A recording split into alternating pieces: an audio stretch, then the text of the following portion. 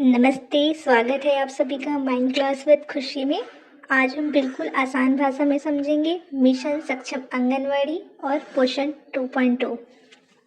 यह video competitive exam anganwadi worker supervisor CGPSC अधीक्षक 2025 और सभी छात्रों के लिए महत्वपूर्ण है। चलिए शुरू करते हैं। जैसा कि हमने पिछले वीडियो में डिस्कस किया था कि हम भाग 2 बालकों से संबंधित सामान्य ज्ञान के अंतर्गत हम सारी तैयारी करेंगे, जिसमें हम बाल कल्याण एवं विकास का पहला टॉपिक है मिशन सक्षम आंगनवाड़ी एवं पोषण 2.0, जिसका डिस्कशन आज इस वीडियो में हम करेंगे। चलिए स्टार्ट करते हैं पहला इंट्रोडक्शन से। यह कार्यक्रम भारत सरकार द्वारा कुपोषण से निपटने के लिए शुरू किया गया है। यह एक एकीकृत पोषण कार्यक्रम है। यह कार्यक्रम बच्चों, किशोरियों, गर्भवती महिलाओं और स्तनपान कराने वाली माताओं पर आधारित है।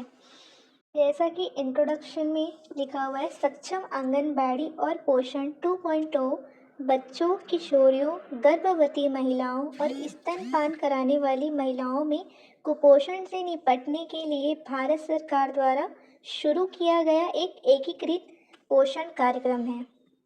इस कार्यक्रम के अंतर्गत 6 माह से 6 वर्ष की आयु वर्ग के बच्चे, गर्भवती महिलाएं, स्तनपान कराने वाली माताएं, 14 से 18 वर्ष की आयु वर्ग की किशोरियां और बचपन देखभाल और शिक्षा सम्मिलित है। इन सब का मुख्य उद्देश्य क्या है? कुपोषण से निपटना। चलिए अब हम इसका दृष्टिकोण देखते हैं। दृष्टिकोण में इसका दृष्टिकोण विज़न क्या है? कुपोषण से निपटना। जो कुपोषण के बहुत सारी चुनौतियां आती है, उनसे निपटना है। इसमें बहुत सारी चीज़ें सम्मिलित हैं, जैसे बचपन देखभाल, शिक्षा और 14 से 18 वर्ष के किशोरियां, गर्भवती महिलाएं, स्तनपान कराने वाली महिलाएं और 6 माह से 6 वर्ष की आयु के बच्चे। ये सबसे ज़्यादा देखा जाता है कि कुपोषण होने की संभावना सबसे ज़्यादा इनको ही होती है। ठीक है, अब हम इसके इम्पोर्टेंट पॉइंट भी डिस्कस कर लेते हैं। जैसे इसका पहले क्या नाम था, इसका गठन कब हुआ और इसका पुनर्गठन कब हुआ। ठीक है, ये कहाँ से आया है, ये योजनाएं कैसे बनी, ये कार्यक्रम। ठीक है, तो इसका पूर्व नाम क्या था? एकीकृत बाल विकास सेवा योजना, integrated child development service scheme, समेकित बाल विकास सेवाएं।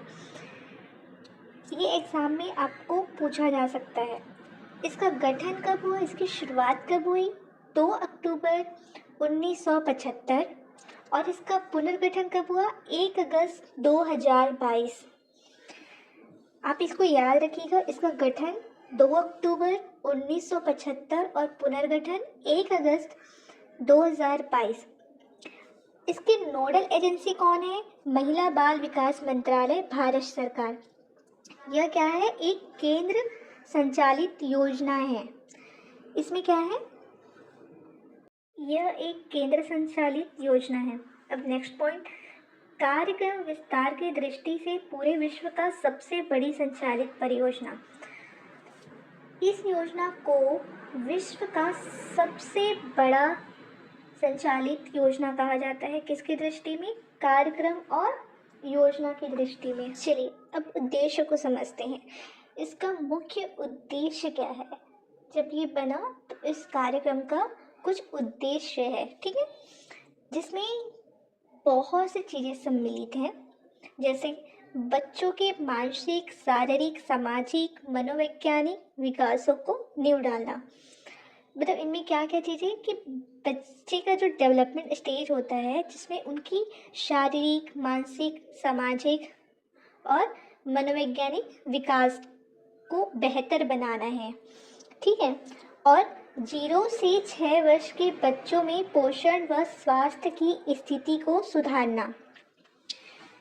जैसे 0 से 6 वर्ष के बच्चे रहते हैं, उनमें कुपोषण की संभावना बहुत अधिक होती है, तो उन स्थिति को सुधार करना, उसको बेहतर बनाना है।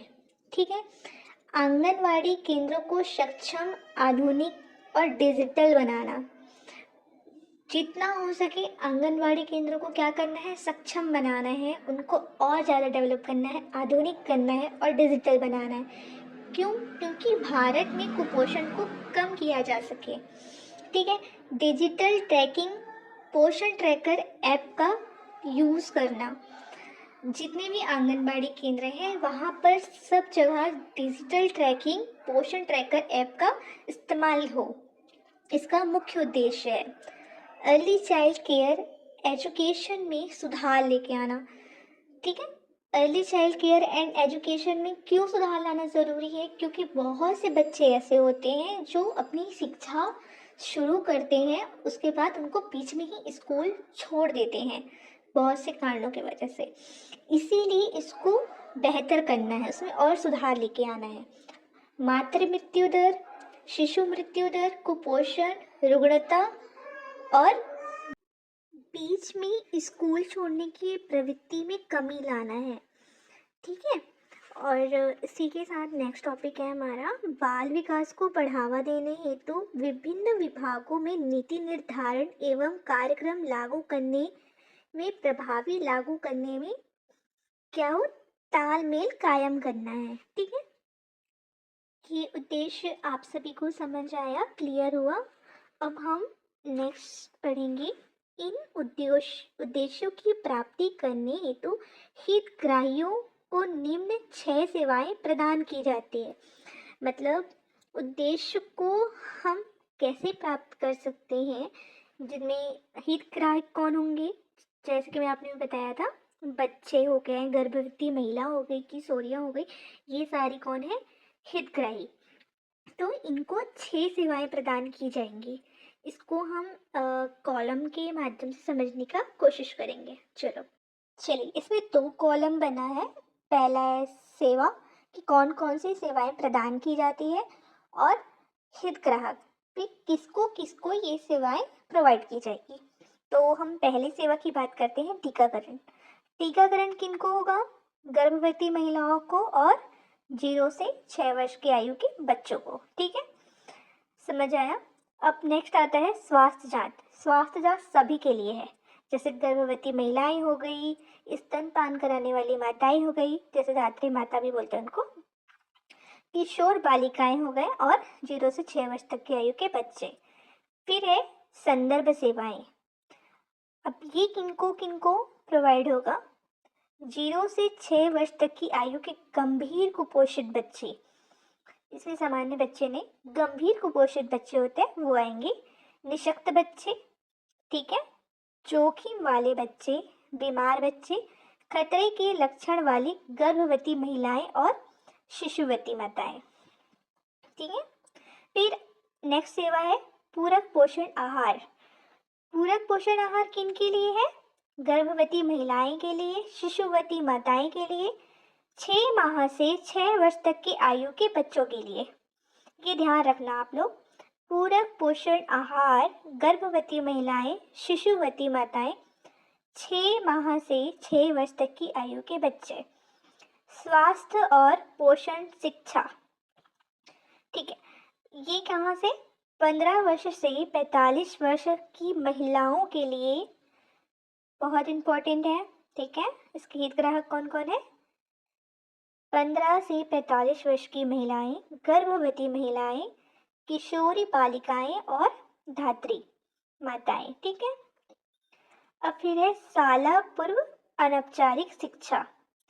ठीक है, मतलब शाला में जाने से पहले उनको अनौपचारिक शिक्षा के लिए अर्ली चाइल्डहुड एजुकेशन, ठीक है, किनको मिलेगा, वो 3 साल से 6 साल तक की आयु के बच्चों को, सभी बच्चे इंक्लूड होते हैं इसमें। ठीक है, ये बहुत ही इम्पोर्टेंट है। ये जो सारी सेवाएं हैं मैंने बताया, जैसे टीकाकरण हो गया, स्वास्थ्य जांच, संदर्भ सेवाएं, पूरक पोषण आहार, स्वास्थ्य एवं पोषण शिक्षा, शाला पूर्व अनौपचारिक शिक्षा। ठीक है। अब नेक्स्ट पॉइंट हम समझेंगे, सक्षम आंगनबाड़ी एवं पोषण 2.0 के अंतर्गत पूरक पोषण आहार की व्यवस्था। ठीक है, इसमें सबसे पहला पॉइंट है हमारा, प्रदेश में सक्षम आंगनबाड़ी एवं पोषण 2.0 के अंतर्गत आंगनबाड़ी केंद्रों के माध्यम से दी जाने वाली 6 सेवाओं में से पूरक पोषण आहार एक महत्वपूर्ण सेवा है। मतलब जो 6 सेवा हमने पहले ही पढ़ा ना, उसमें से सबसे इम्पोर्टेंट इसको भी माना गया है, किसको? पूरक पोषण आहार को। ठीक है, ये भारत शासन द्वारा पूरक पोषण आहार व्यवस्था के संबंध में दिए गए वित्तीय एवं पोषण मापदंडों के अनुसार पूरक पोषण आहार का वितरण किया जाता है। ये किनके द्वारा किया जाता है? भारत शासन द्वारा आहार व्यवस्था के संबंध में वित्तीय एवं पोषण मापदंडों के अनुसार। ठीक है, नेक्स्ट, अब इसको हम 2 भाग में देखेंगे। ठीक है, 6 माह से 3 वर्ष की आयु के लिए और 3 वर्ष से 6 वर्ष की आयु के लिए। अब सबसे पहले हम 6 माह से 3 वर्ष की आयु के सामान्य एवं गंभीर कुपोषित बच्चे तथा गर्भवती शिशुवती महिलाओं के लिए पूरक पोषण आहार के बारे में देखते हैं। ठीक है, इसका फर्स्ट टॉपिक है हमारा, मतलब फर्स्ट पॉइंट है, टेक होम राशन के अंतर्गत इस श्रेणी के हितग्राहियों को गेहूं आधारित रेडी टू ईट फूड प्रदान किया जाता है, जिसमें रागी व मूंगफली का समावेश भी होता है। मतलब जो ready to eat food provide किया जाएगा, किसको? सभी को दिया जाएगा, और ये क्या रहेगा? घर ले जाने के लिए। टेक होम राशन मतलब आप इसे घर ले जा सकते हैं। इसमें क्या रहेगा? गेहूं, रागी, मूंगफली का मिश्रण रहता है। ठीक है, 6 माह से 3 वर्ष की आयु के सामान्य बच्चों को 125 ग्राम और गंभीर कुपोषित बच्चों को 200 ग्राम रेडी टू ईट प्रतिदिन दिया जाएगा। ये सप्ताह के 6 दिन दिया जाता है। वैसा सेम गर्भवती एवं शिशुवती महिलाओं को 150 ग्राम हफ्ते के 6 दिन दिया जाएगा। ठीक है, प्रतिदिन के हिसाब से देते हैं, किसको? रेडी टू ईट को। ठीक है, फिर हम इसको ये समझते हैं कि जो रेडी टू ईट होता है, जो सामान्य बच्चे हैं, उसको कितना ग्राम देंगे? 125 ग्राम प्रतिदिन के हिसाब से। ये कब तक दिया जाएगा? सप्ताह के 6 दिन। ठीक है, और जो गंभीर कुपोषित बच्चे होते हैं उनको 200 ग्राम रेडी टू ईट दिया जाता है प्रतिदिन के हिसाब से, सप्ताह के 6 दिन मिलते हैं उनको भी। और गर्भवती और शिशुवती महिलाएं होती हैं, उनको 150 ग्राम प्रतिदिन दिया जाता है।